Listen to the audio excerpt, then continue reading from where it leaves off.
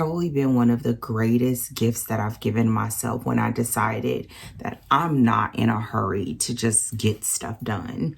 Unless it's something that I've promised someone, then I'm free to just let it be what it is. Y'all. Yeah.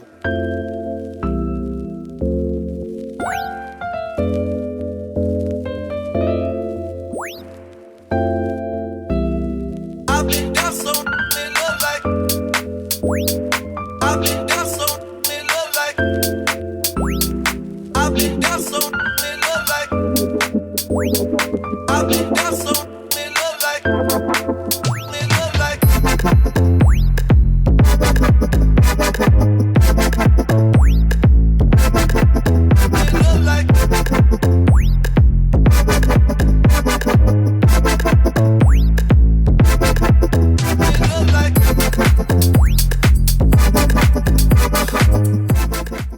I did the y'all, this is a newish sweatshirt, and I realized that I need to learn how to pick hoodies that have the inside like feeling that I want, that doesn't do all the shedding. Okay. I realized doing the unboxing yesterday for the Missouri Star kits that I got in, that it really sort of made me think about the studio vlog and around the sort of the concept of skill building. And one of the things that I feel like I do fairly well, or at least I try to, is to build skills that will transfer into what I really want to make. And that is probably been one of the greatest gifts that I've given myself when I decided that I'm not in a hurry to just get stuff done. Unless it's something that I've promised someone, then I'm free to just let it be what it is. Y'all, this box, this is literally about to go with my art supplies. This is a great box. It'll be perfect. It's like sturdy. It's great quality. Oh my gosh. And so for this studio vlog, I want to talk about that a little bit while I get organized, because I think on the surface, it could feel like you are sort of gathering, and you are not, like, as if you can't see what I'm thinking, and it just seems like I'm just getting. And on one hand, I'm sort of am, but on the other hand, I'm not. And so I want to talk about that. I think it's something that makes this whole process so enjoyable, and it makes it really about you and what you want. And so let's chop it up a little bit, okay? So you start with this idea, or you find yourself crafting and you have an idea. And the idea sort of just lingers in the back of your mind, and then you allow yourself to sort of sit in it a little bit. And then what starts happening is your mind starts to pick up on little aspects of it when you see it in the world. And I'm talking like very abstract. So let me just sort of give an example based on what I'm thinking.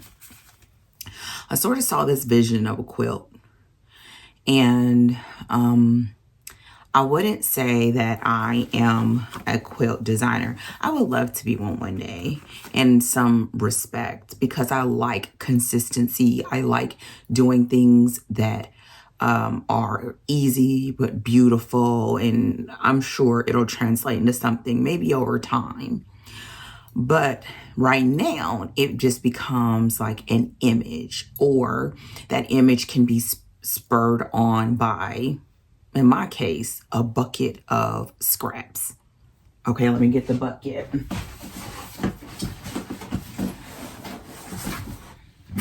This bucket of scraps has been both inspirational and also a little bit of a challenge and a lot of bit of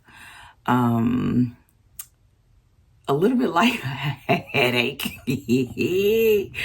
and I'm gonna tell you why. When I open this bin up, this bin of scraps makes me feel so happy because it's like all the colors and things that I like mixed in with other things, and it's honestly almost like a happy place of scraps, okay? But the sizes and the bits and pieces don't really fully gel with the aesthetic that I think is going to be ultimately like the vibe that I want. And I'm still realizing that I don't fully know what that is. And who wants to throw all this away? Not I. So, crumb quilt. But the thought of sitting down and sewing little bitty itty pieces like this, or even I tested doing like a quilt-as-you-go technique, like putting them together and then adding them. And here, as you see, I stopped because I don't like this either. So what I've been doing is just giving myself permission to try different things. So I may have seen someone do a quilt-as-you-go video, or I may have seen a quilt-as-you-go project, and I thought, I wonder if quilt-as-you-go will work for my bucket of happy scraps. And the answer right now is quilt-as-you-go is not it. I don't really like it for so many reasons. Also because I realized at first, like once it starts growing, it turns into something else, because as it gets bigger, if you have crumbs, it's not big enough. And so what you have to then do when you're doing this technique is basically build a bunch of like panels, if you will. Let me give an example.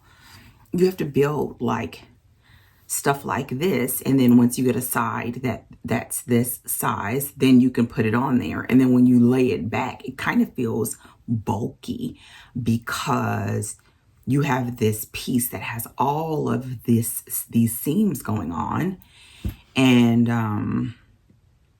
so it kind of works and it kind of doesn't, and I'm still trying to figure it out. When you come into this bucket, you'll see that I have pieces that have already sort of been pieced together. And what I do whenever I get a chance, I sew them together. I will press them, and then I toss them back in this bucket because I have no idea. And so to keep my happy scraps happy and to keep me happy with my happy scraps, I have just made peace with the fact that I have to just fall back and I believe and have faith that the project for them is coming. Okay. So first it started with my happy scraps. Then it sort of expanded to include other projects that I would love to work on, add to, etc. And I'm just continuing to, I'm gonna put this back in here, to look at other techniques, look at how other people are treating their scraps. A tutorial comes by my feed or in my, on YouTube, and I'll stop and watch it and think and just allow my brain to sort of absorb the techniques that I'm seeing. And so it leaves me in an odd place because I, for example, saw the, y'all, I'm looking at this fusible that I had from another project.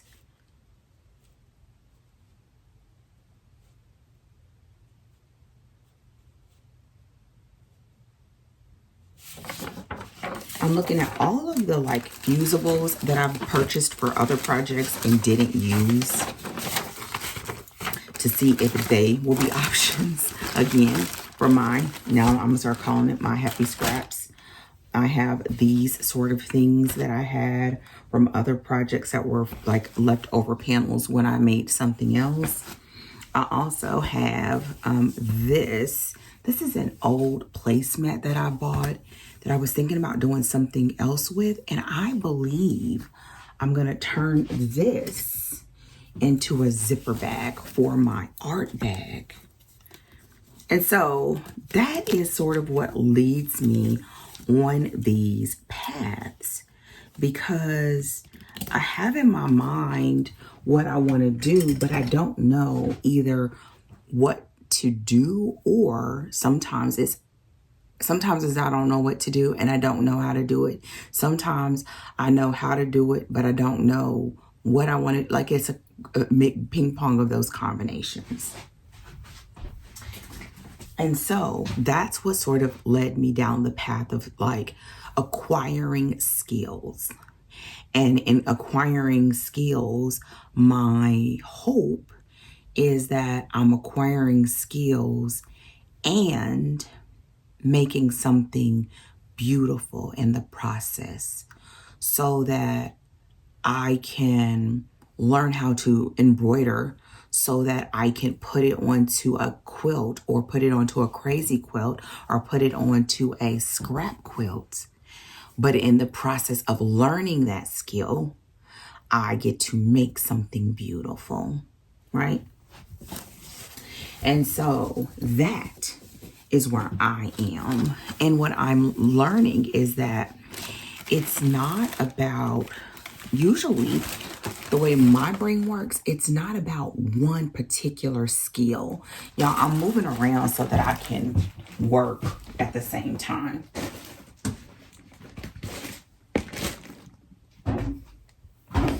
It's about,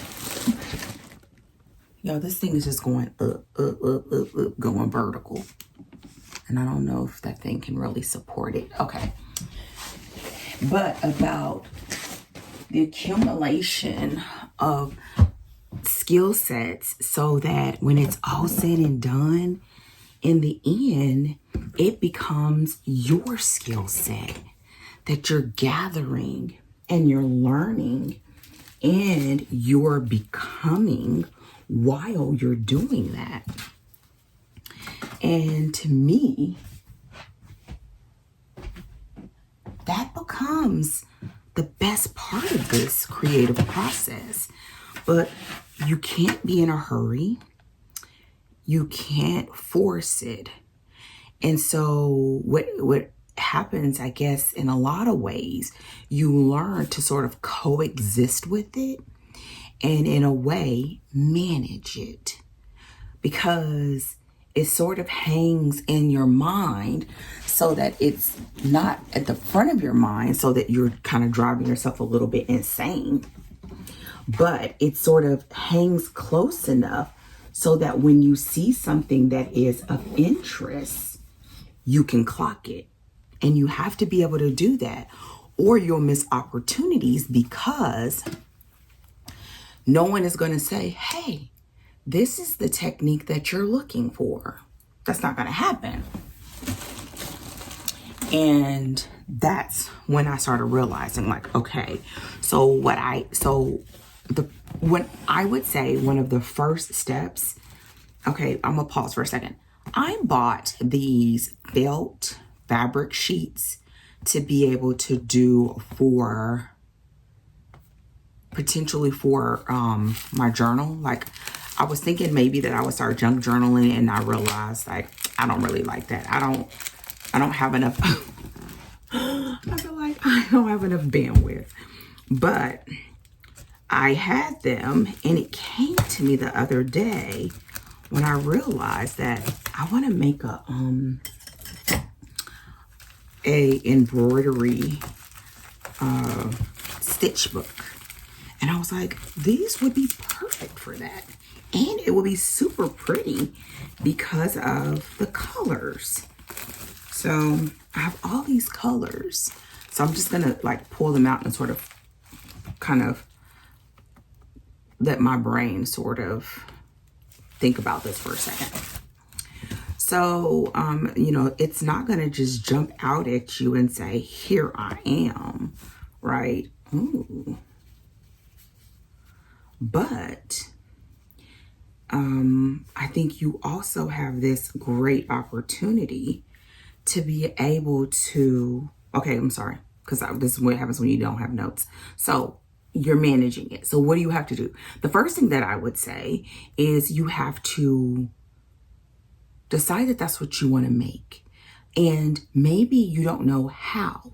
And I like writing down when there is a gap and just naming what the gap is. So like, I don't know how, or in the case of me doing the quilt-as-you-go, I tried it. And so I just sort of give myself a little bit of a debriefing of like, okay, it was great if I pieced big pieces together and put it on there, but I don't like when it sort of feels like it's loosey-goosey and it's flapping. I also feel like it felt a little bit bulky and a little bit odd when you had single pieces mixed with pieced pieces. I didn't like the feeling of that. So just allowing myself to sort of talk my way through it, and just starting to put those notes, if you will, in a place that will allow you to come back to it. So that could be a notebook or a journal.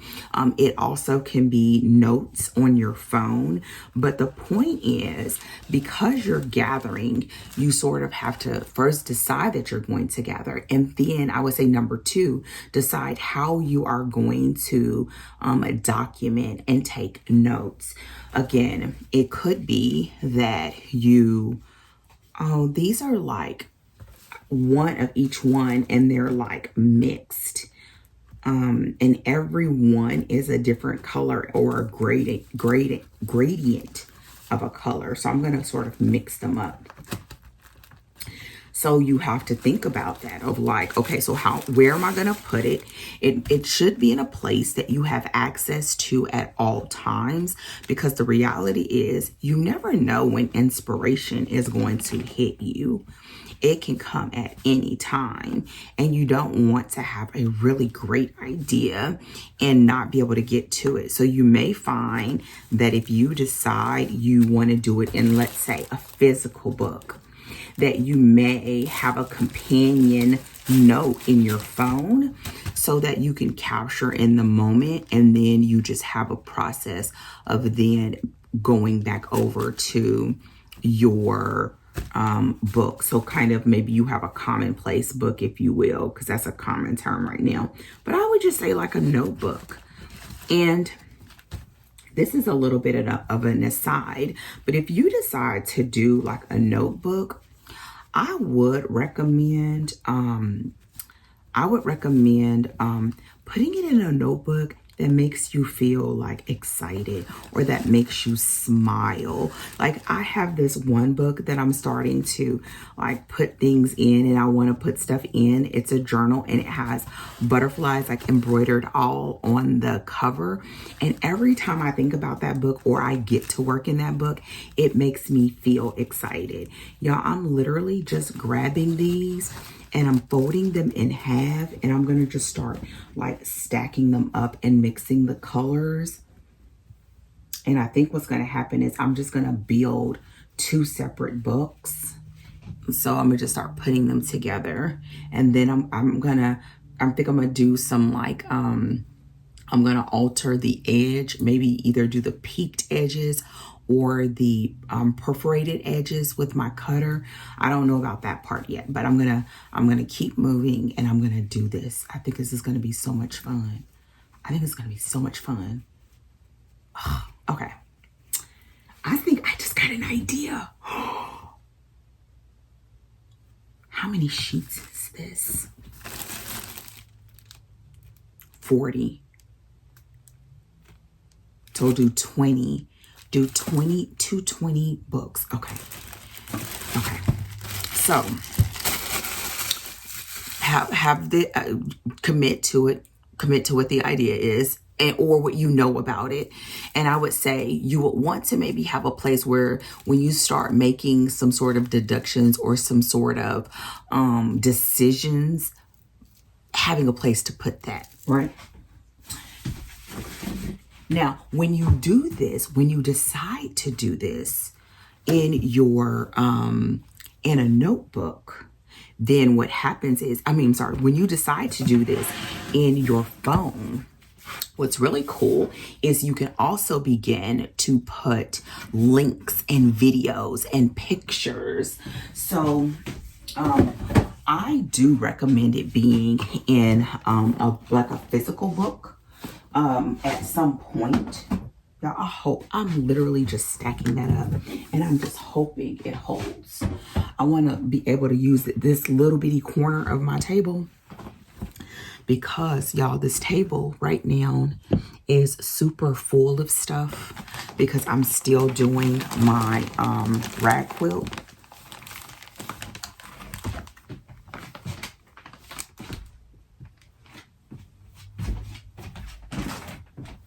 And I'm gonna lay it out on, oh, I just lost Chuck. Y'all, these little flat Chucks, I don't know when they started adding them, but I think they are so cool. And I got them everywhere in my studio, and every time I see them, they make me smile. So I like flat Chuck.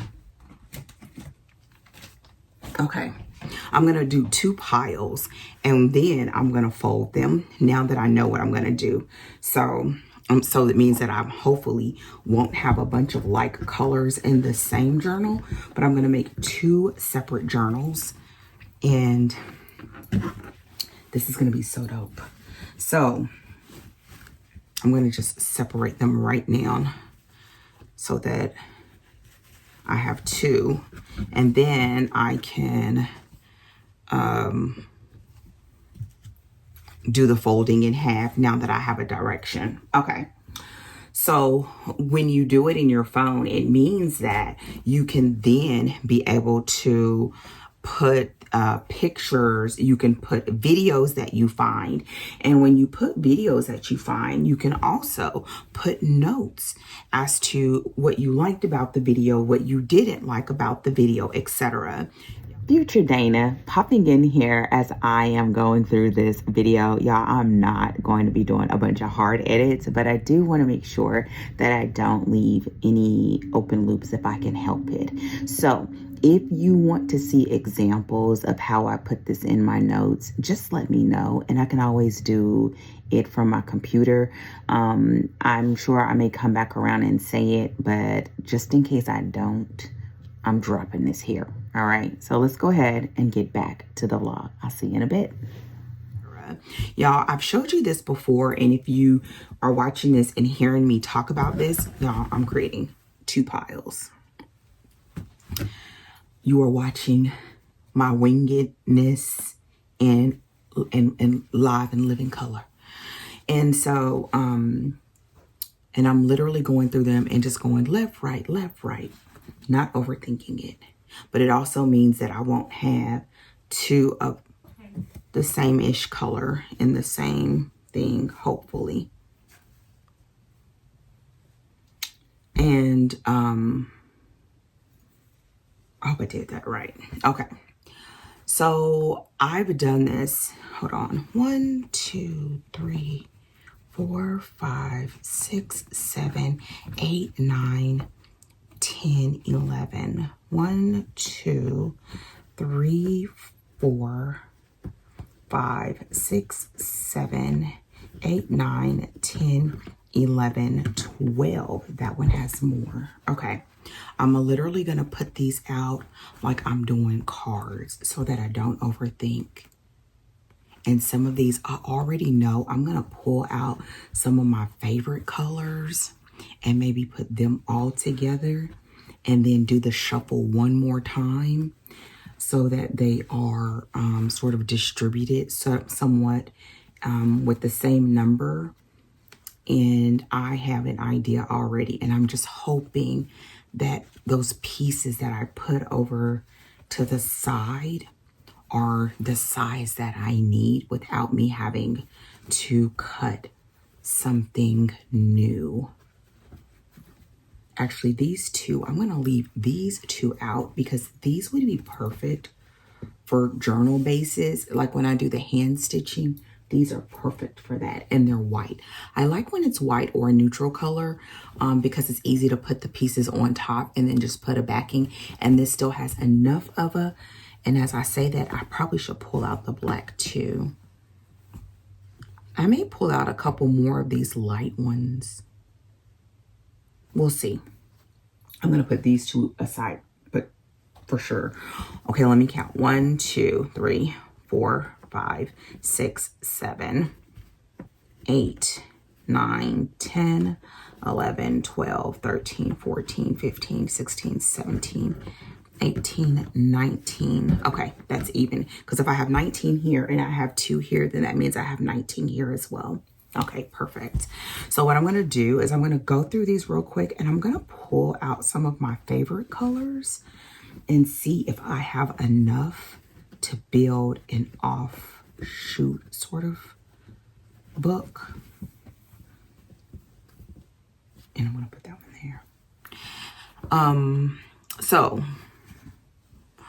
So once you do that, every once in a while, you're going to find, I'm picking up where I left off. You're going to find that stuff will come to you. Stuff will come to you. You will stumble on something. You'll stumble on someone's video. You'll go down a rabbit trail. And that rabbit trail will lead you right to something where you think, oh, I never thought of that kind of vibe. And when that happens, you just take notice, make note of it. Ooh. Okay. I think so. Let me see what just happened. Okay, let me count. 1, 2, 3, 4, 5, 6, 7, 8. Okay, so I have 8 here. Then I have 1, 2, 3, 4, 5, 6, 7, 8, 9,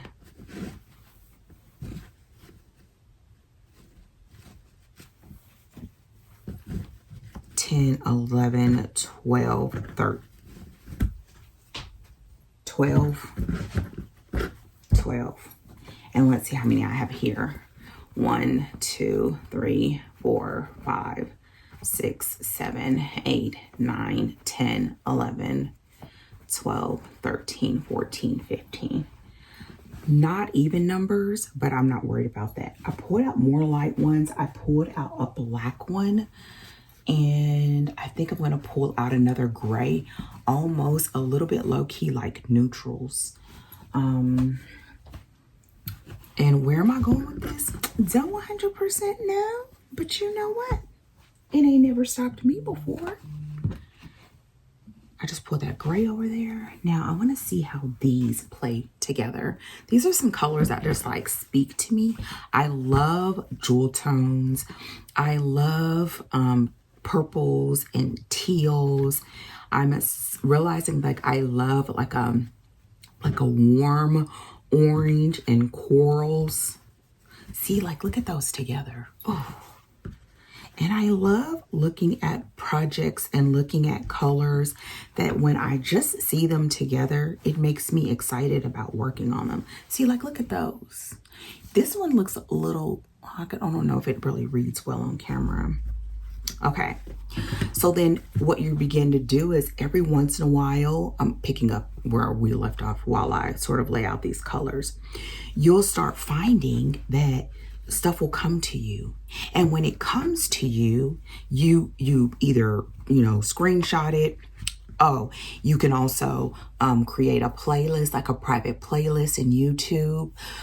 You can create a private playlist in your other social media places that you like to frequent. So like if you like going on TikTok, or you like going on Pinterest, or you like going onto Instagram and, you know, watching videos or whatever, wherever you like to go, create basically a container everywhere you go and name all of those containers the same thing.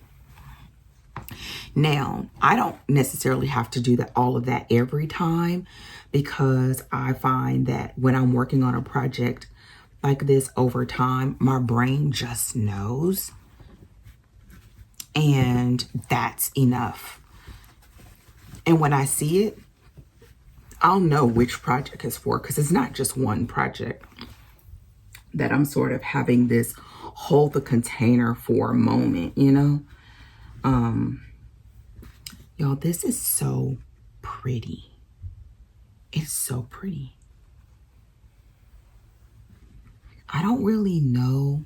I'm not, like matching colors and stuff is not a skill that I really have. Like, I don't do that really well. I find that there are some colors and things that I really like, but I don't know how to, I don't like them in projects. It's so weird. It's so weird. And so I've just learned that when I have a little project or ideas like this, that I just have to understand that it may be that I just have to work on them on something on the side, because I wouldn't ever like put it in a quilt or anything. Okay. Hold on. I'm stacking these now and I'm going to show you. And this is a lot, so I may actually end up like splitting it in half, because this would make a super thick signature if I put this in a book, and that would be way too much. But these are the colors. Look at that. It's so pretty. Let me see, how many do I have? 1, 2, 3, 4, 5, 6, 7, 8, 9, 10, 11, 12, 13, 14. Okay, 14. Now what I would think is, let me see if that batting that I had is the right size. It is. I have these.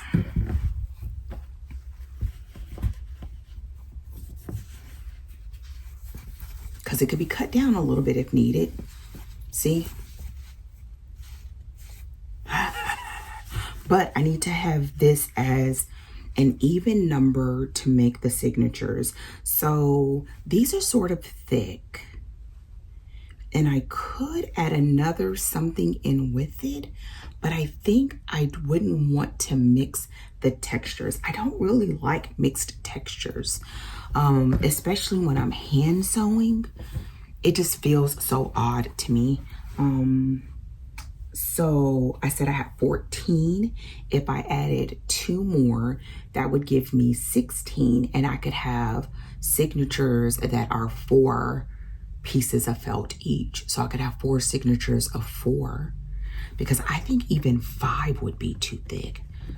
3, 4, 5. Let me see. I'm gonna just put them together and see. Oh, that's not bad.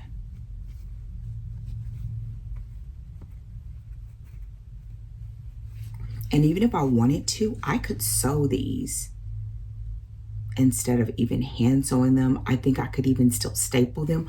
I would sew these with my walking foot. So this is 4. Let's see how it feels with 5. 1, 2, 3, 4, 5. No, this is 5. 5. So if I had 5 signatures of 5, which would be 25, that may make this too thick. So do 4 signatures of 5, which would be 20, which means I would need a few more to make this one work. Okay, I think I'm gonna do that. 1, 2, 3. Oh, so I said 14. 14, and I need 6 more. I need 6 more. So I'm gonna pull 6 more.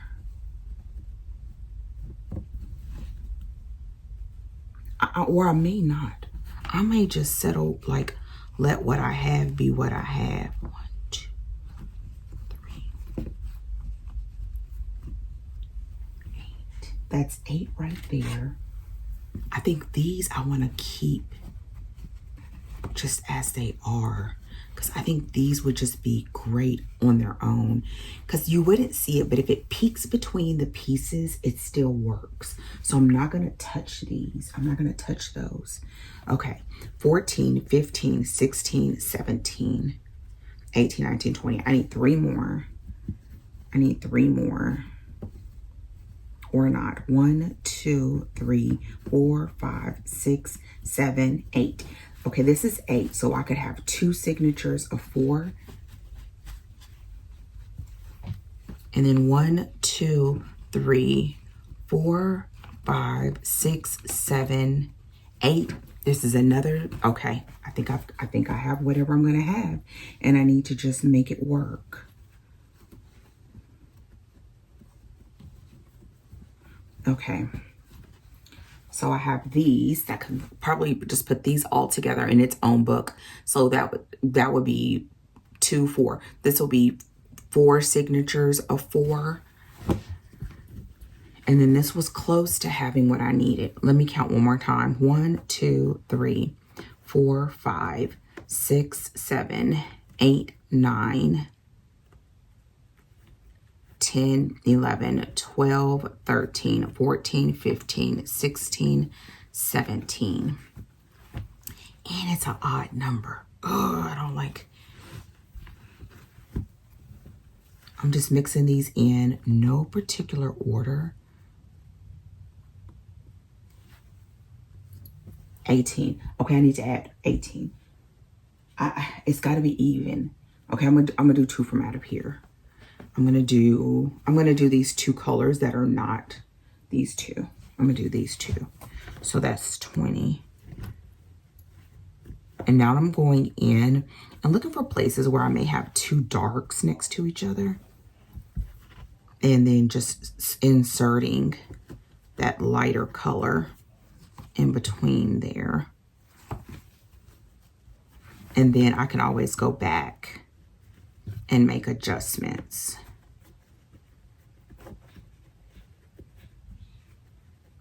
I think this is good. Okay, so here we go. This is it. So what you then begin to do, returning to our conversation, is you then begin to sort of accumulate, and you are still doing what you would do anyway. You know, if you're quilting, keep quilting. If you are sewing, getting my clips. If you are sewing, keep sewing. If you're knitting, keep knitting. And what happens is you'll start realizing that your idea is starting to take shape.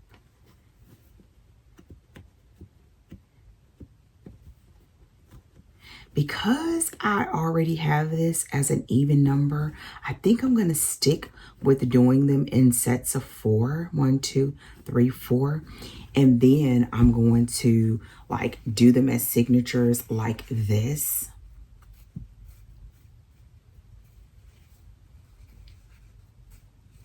Like this. And what I'm going to do right now is I'm just going to like put them like this just so I could see it all together. And then I'm going to see, this will let me know if my, this, what do you want to call it? This batting that I have, whether it's big enough to do what I want to do. I'm not going to worry about the order or anything like that. I'm saying right now, but I probably wouldn't worry about it in general. And then I also would need to decide if I would want to put covers on the signatures. But I'll decide that later too. I sort of feel like I'm just folding them and I'm sitting them all together underneath this little thing because they want to pop open and I want to kind of keep them closed so I can just sort of assemble this makeshift book. I would also probably pick the darkest color in the set and let that be on the outside. It would mean that those dark colors will sort of be bumped up against each other. Oh, I need one more. Let me see. 1, 2, 3, 4. 1, 2, 3, 4.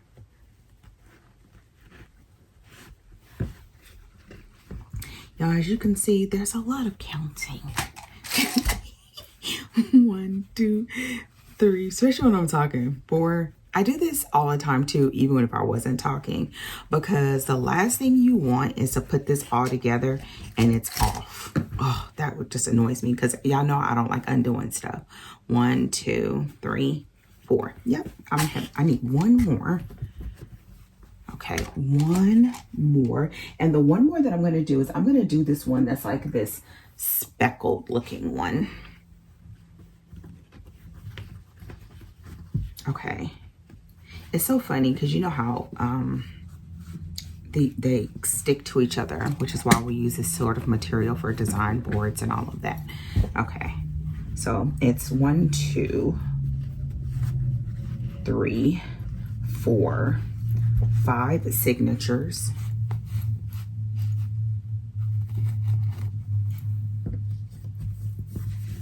And it fits.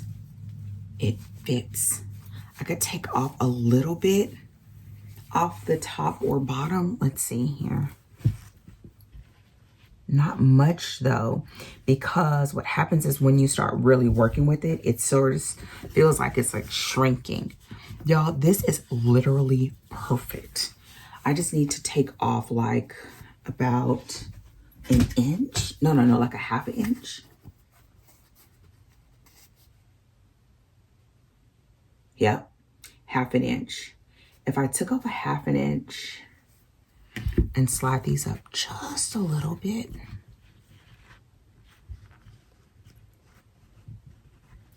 I would go through and I would do this and I would mark it.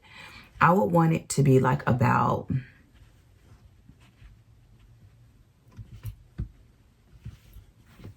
maybe a half an inch bigger than what this is.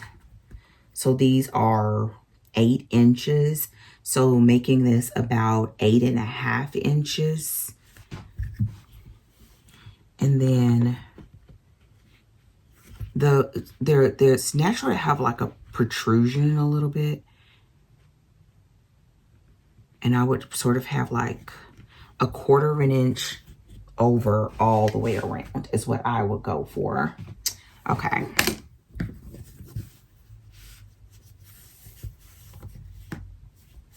And this also means I could probably take off like a 1/4 of an inch off the width, and I'm doing finger measurements, about a half an inch from a 1/4 of an inch from the length and half an inch from the height.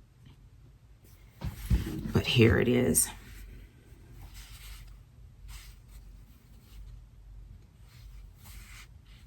So take off about this amount. Here's the book. And I probably want it to be like right there. So that's more like, I always like to like overshoot it and then not cut it down until I finish putting all the fabrics and stuff. That was a lesson that I learned the hard way, because once you do everything and you start sewing on it and all that, it sort of like contracts a little bit, and then it'll make it so that it feels like it's too small or too big. You know what I mean?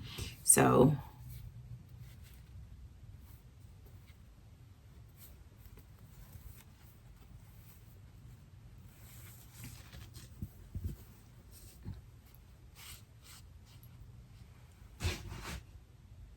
let me go get like a big clip.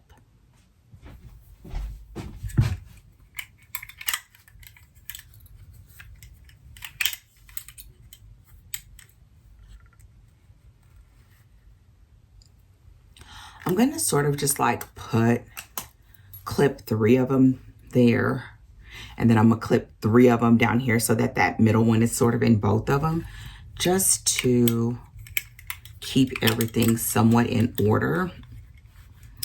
What I'm gonna do,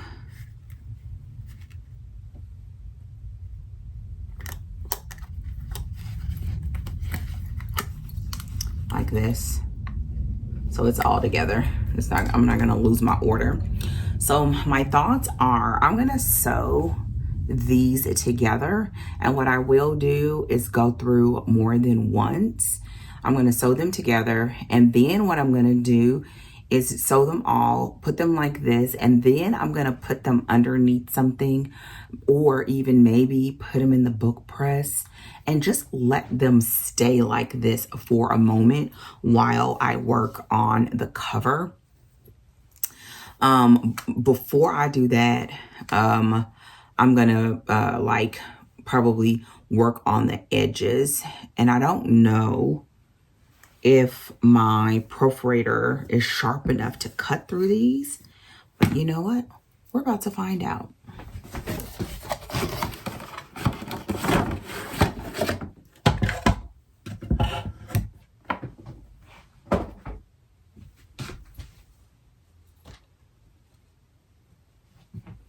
I'm going to just use one of these.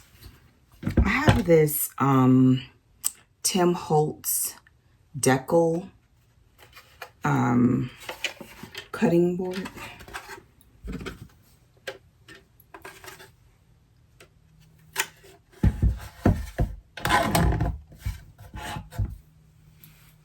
Now this thing does such a great job, but it's super slow because it literally is 1 page at a time. And but it has a huge payoff. I mean, you could probably do a little bit more, but in this case, I wouldn't. Oh no.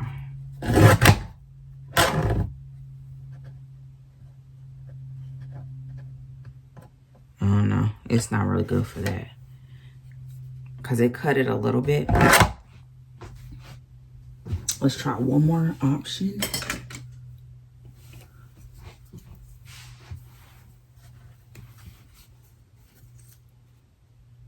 These are the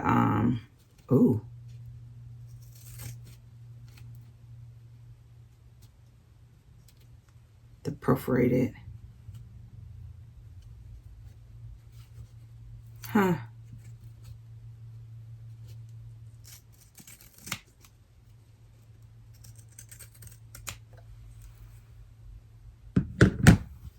I don't even know if it's worth it. Because, I mean, the edges, yeah, they are straight. I think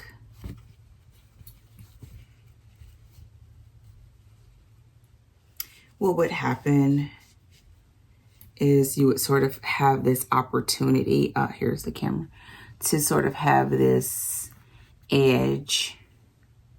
And right now it's sort of hard to see against itself, but you wouldn't see it against itself. I'm gonna put another piece in here. I'm gonna put it on the inside. And I'll show you. It would sort of look like that. But what I'm thinking is that this could be an opportunity to do the like fabric tabs.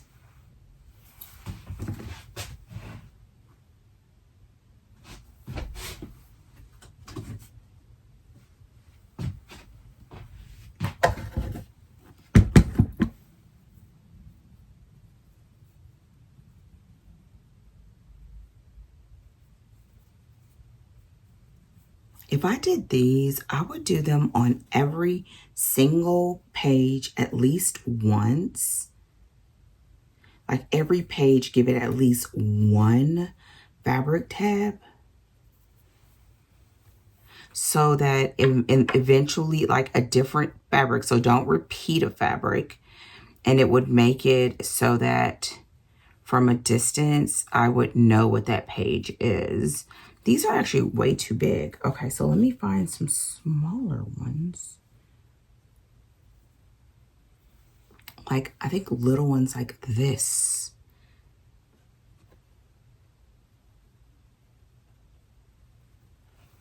Sort of like this, adding on little tabs like this. This is just a little piece of fabric, and sew it down. Okay, I could also add some lace, like, you know, like this, or even like that, so that it will be over the edge. Okay. So what this tells me is I'm not gonna put the final signatures together yet. What I'm gonna do is I'm gonna work on adding whatever unique feature, one to each page, or at least one or two to each one of the signature blocks, and not overthink it. I'm going to do that and then sew the signature blocks together, and then I could work on the cover. So I'm sure you're thinking, what are you making, Dana? Well, not 100% sure, but I'm close enough. So what I'm going to do is I'm going to turn this into my stitch book. I'll sew them all together. I'll put the cover on it.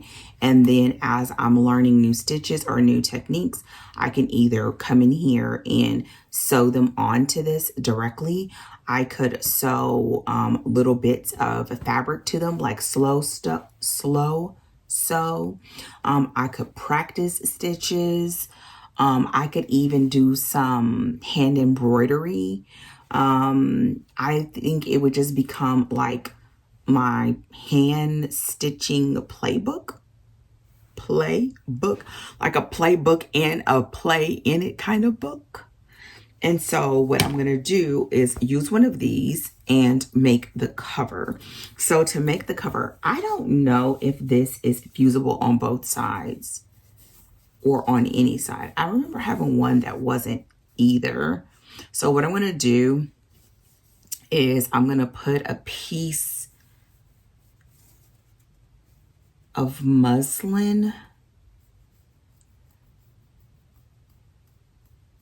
and then I'm going to sort of do a scrappy cover on top of this and put a piece of fabric on the back. Oh, yeah, I literally have one more piece of that peacock fabric. I just don't know if this is the book I would want to use it on. I have one more piece. And it fits. It's a little bit, no, by the time I cut off those extra inches, this would be the perfect size. Look.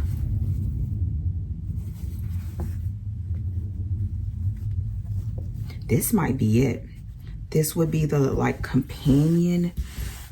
I love how this fabric just sticks.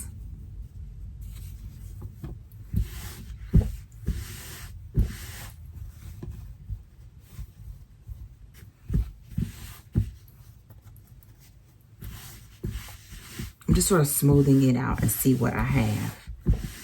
I think this is actually going to be the perfect size.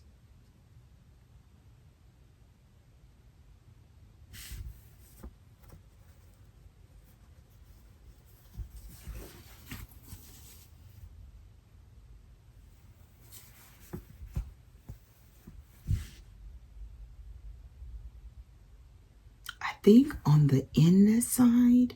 Okay, so here's the deal with this though, and this will be the last thing, and then we'll be wrapping the studio blog up. If you listen, to me, if you decide you want to do something like this and you want to do something over here, you can't do them at the same time. That was one of those things that I really just learned from doing it before. Meaning, if I decide on this side that I want to slowly like top stitch pieces on or slow stitch, I wouldn't slow stitch with this because this is super thick. I would just use my sewing machine, but I'm thinking putting a piece of muslin down and putting the fabrics on top and sort of sewing them down like that, or just going across and doing some quilting, like some top stitching to sort of do it down. But if I did that, that means all of that will come through on this. So instead, I would take this off. I would do all that first, and then I would come back and I would put this on top. So it would cover all that up on the other side. But it also means you would not have any top stitching on this. And I would be okay with that because I wouldn't want to like do this all up. Another option would be to, if I wanted to do that sort of like scrappy inside to this cover, I could just do it on its own with a piece of like with that muslin or a piece of canvas or something like that, and just use this as batting. And that means that all those sort of messy sides underneath that piecing would just be up against this, and it would mean that when I put it all down and everything comes together in the 3 pieces, I could do some top stitching on this while still leaving this pretty much intact, like some just big wide angle sort of like cross hatching, if you will, which is what I think I want to do. I have some some canvas.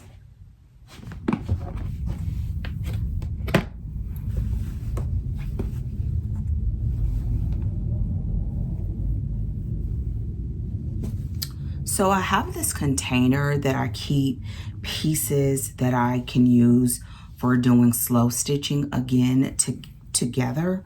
And so I have pieces of canvas. I also have pieces of fleece.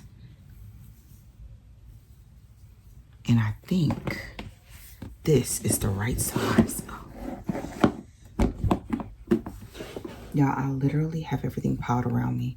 Just really not the best decision. But you know what? I'm in it.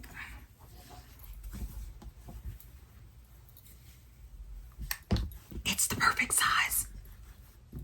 It is the perfect size. See, this is what always happens.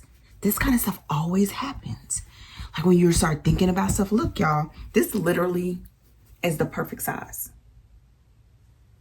And this, I would cut this off because I already needed to take that off. But this is the perfect size to start off with. Like it needs to be bigger than what you need to get it down. And what I could do is sew everything else that I plan to sew onto this, and this will be the inside. Because what I'm seeing in my mind is something like scrappy, colorful, all on the inside. So when you get the book, it'll be this pretty peacock on the outside, and it'll be like the companion to my watercolor journal. But when you open it, it'll be all these like pages and textures and colors.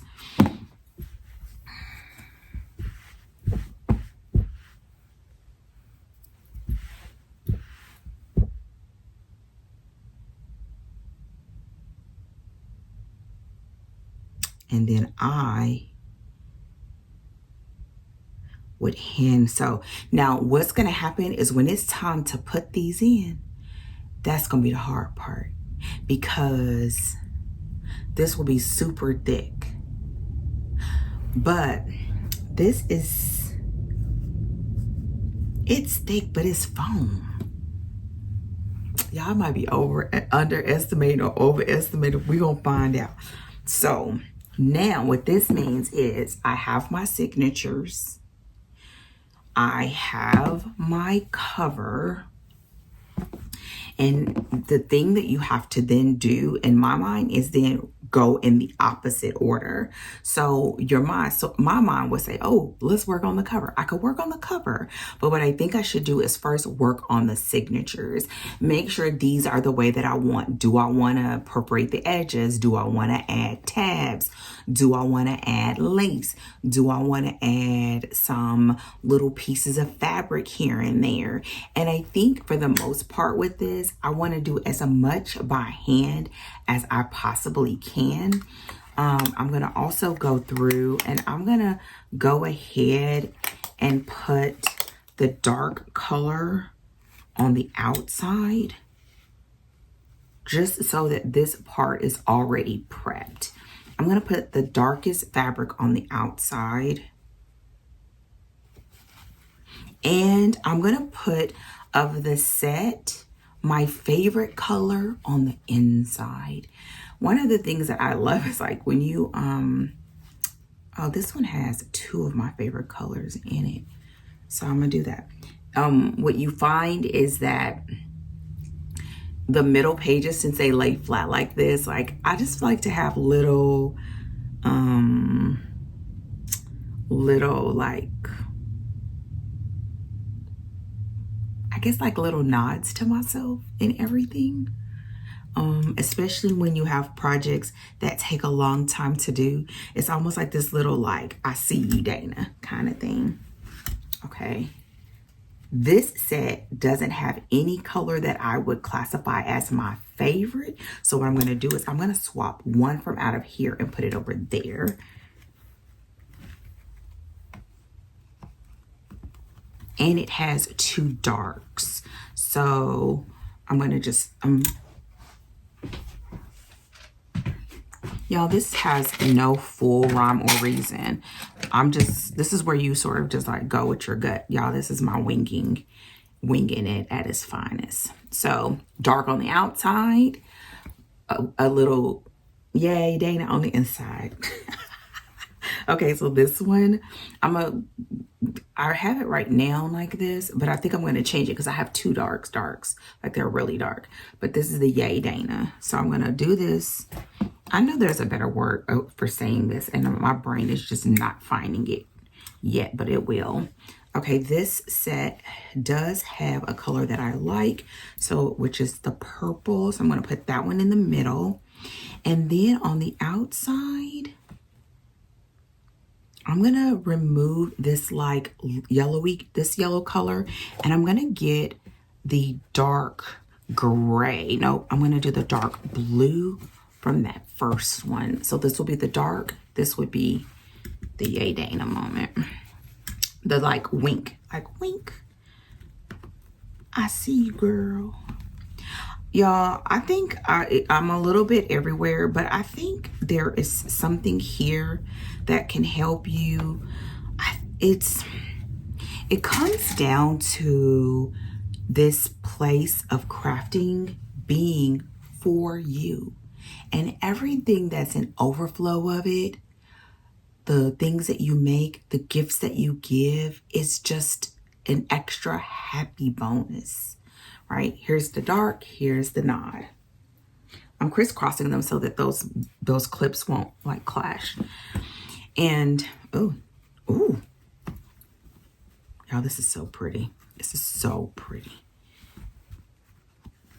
The teal. I think I'm going to put the green on the outside. I think I messed up the number. 1, 2, 3, 4. 1, 2, 3, 4. 1, 2, 3, 4. Okay, I was right. I thought I had 1 too many. And you begin to, I think in doing this like that, I think on one hand, it could sound like super selfish. But I believe that when you do it that way, like when you honor the part in you that's creating, here's the dark, here's the nod. I think what happens then is you begin to share some of the best parts of you with whoever gets what you've been working on with your hands and your time and your heart. So it's like when you are a parent, right? A better you makes it better for your kids. It makes it better for your spouse. It makes it better for your life. So in being selfish, you actually serve everyone in your sphere of influence even more. Okay? Nod, and here's the dark.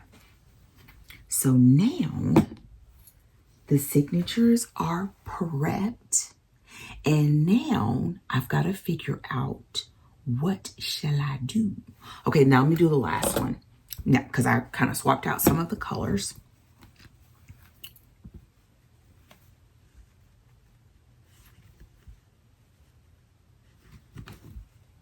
And I would reorder them at some point. These I think the order that I have them in the sets are going to say like this, but the order that they'll show up in the book may change. But this is the nod to me, and here is the dark. And now I have them all ready. I have the cover elements prepped.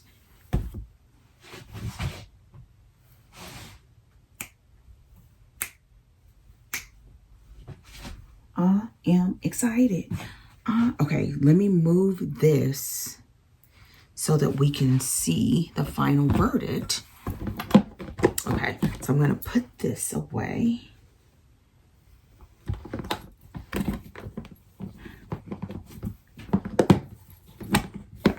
I don't know what this is going to turn into. That's the yay part and the scary part. I'm going to stack these, and I'm going to put the binder clip on. Okay, so what am I going to do with this? So the practical side. The practical side is that I'm going to probably bring it into the slow stitching that I do for my live today, and start laying out pieces that I want to add to this piece. And I would just want to fill this piece up, and then I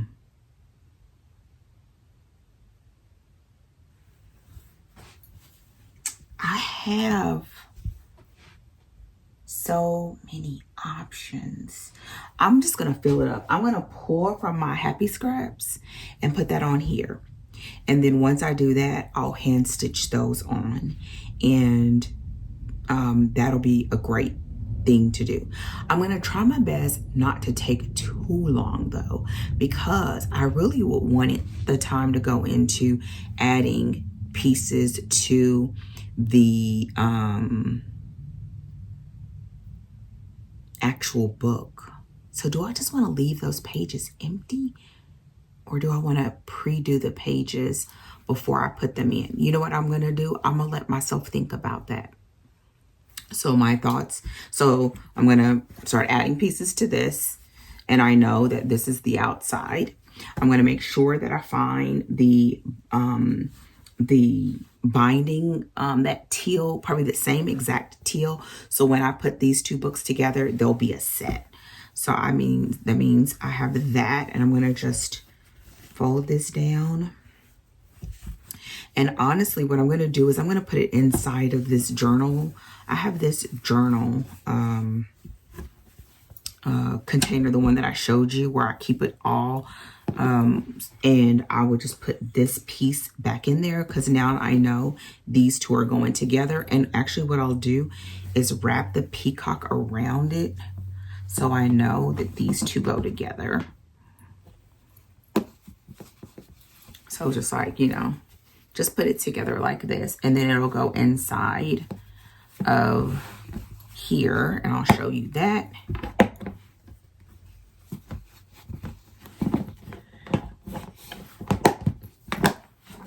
It's just right on top.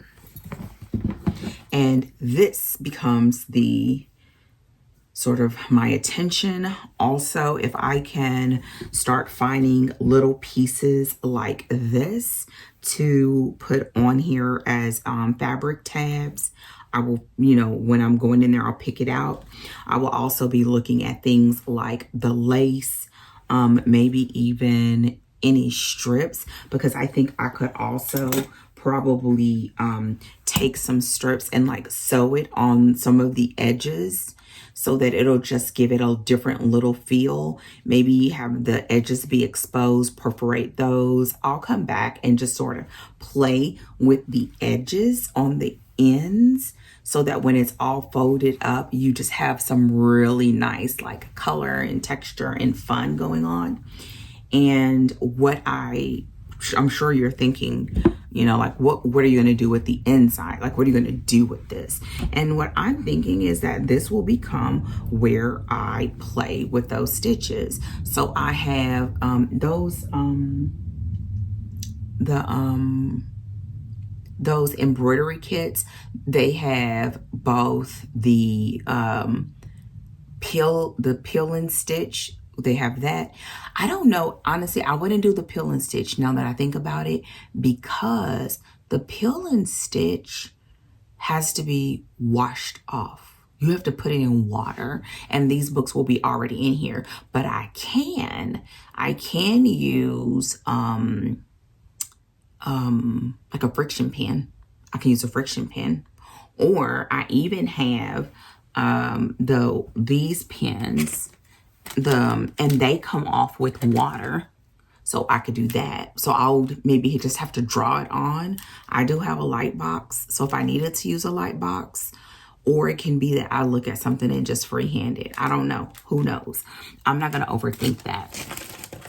And this is not going to anyone, it's just going to me. So I think if I made this a bunch of like different ways that I've either added fabric or added thread or added stitching throughout here and just let it become my like playbook for real, that'd be so much fun. I could hand sew stuff in it. I could glue stuff in it. I could put like extra leftover hexes in it. I could put, I have like a bunch of triangles from cutting off the edges of stuff I could put in it. So yeah, I think there's like, the possibilities are endless. But for now, I'm going to just leave it like this, and I'm going to focus on the interior panel of the book. And this is my side that I gotta ready to go, because the dogs are gonna keep barking. And somebody's coming. So I'm just gonna keep them all together, and that'll be done. And I will work on this piece.